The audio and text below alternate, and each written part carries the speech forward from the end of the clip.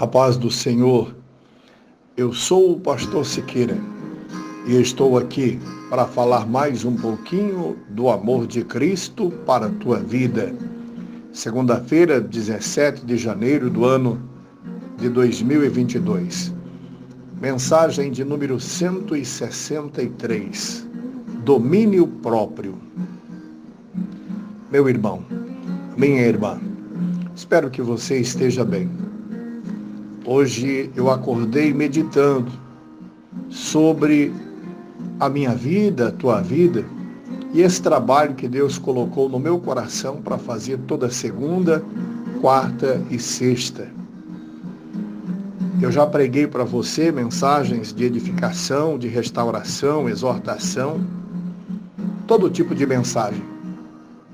Algumas vieram confrontar o erro de muitas pessoas que me questionaram e saíram da minha vida. O pecado é machucado quando a verdade, a palavra verdadeira, vem de encontro. Nós notamos que a igreja hoje em si está sendo mais um tribunal do que um hospital. Tribunal porque tem sentenciado, tem acusado, tem contado a vida de pessoas no altar. Mas precisamos que a igreja seja mais hospital para poder cuidar de quem está ferido, quem está machucado, quem está precisando de uma ajuda. E nesta manhã a gente vai falar sobre o domínio próprio, que está no livro de Gálatas, capítulo 5, do 22 ao 23. Diz assim: mas o fruto do Espírito é amor, alegria, paz, paciência, amabilidade, bondade, fidelidade, mansidão e domínio próprio. Contra essas coisas não há lei. Domínio próprio significa controlar nossas emoções e atitudes. Domínio próprio significa aprender a ter controle em tudo. É o mesmo que dizer não aos seus impulsos quando não são bons. Domínio próprio podemos ver como um dos frutos de uma vida orientada pelo Espírito Santo. O domínio próprio afeta várias áreas de sua vida. O domínio próprio também é chamado de temperança e autocontrole. Você já ouviu alguém dizer para você que você precisa ter um autocontrole na sua vida? Ser uma pessoa temperada? Paulo, ele diz aos amigos da galáxia: digo, porém, andai em espírito e não cumprireis o desejo da carne, porque a carne cobiça contra o espírito, e o espírito contra a carne, e estes opõem-se um ao outro, para que não façais o que quereis.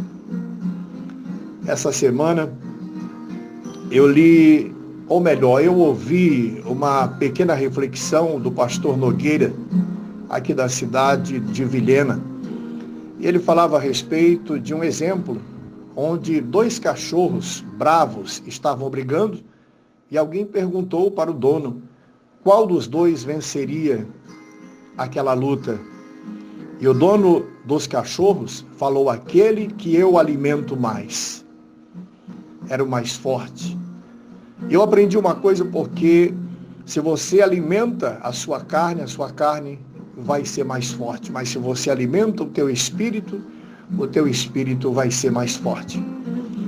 Porque vós, irmãos, fostes chamados à liberdade. Mas você não pode usar então desta liberdade para dar ocasião à carne, mas para servir uns aos outros pelo mesmo amor de Cristo. Temos que ter autocontrole e domínio da língua, não falar coisas que não venham a ser favoráveis e nem venham a trazer edificação para alguém.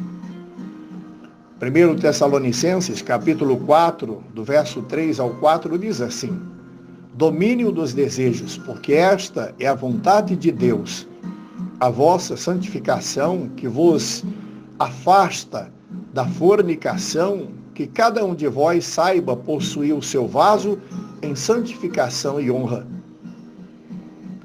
Já no livro de Efésios, capítulo 4, o 26 e o 27, fala da seguinte maneira, sobre o domínio da ira. Irai-vos e não pequeis, não se ponha o sol sobre a vossa ira. Não dê lugar ao diabo. Tem gente que logo no amanhecer já começa a brigar, né? Já espera o dia amanhecer para poder brigar. E o domínio do apetite?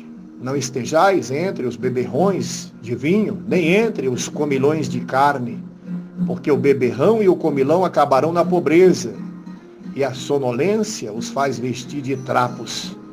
Provérbios 23, 20 e 21.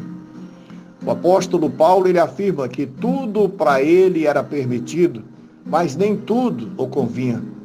Tudo a ele era permitido, mas ele não deixaria que nada o dominasse. Está em 1 Coríntios, capítulo 6, verso 12.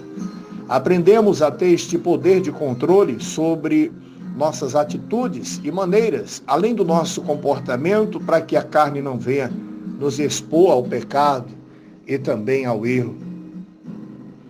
No livro de Tiago, capítulo 1, verso 19, ele aprendeu que todo homem fosse pronto para ouvir mais e demorasse mais para falar, para responder, e demorado para ser tardio, para se enraivar.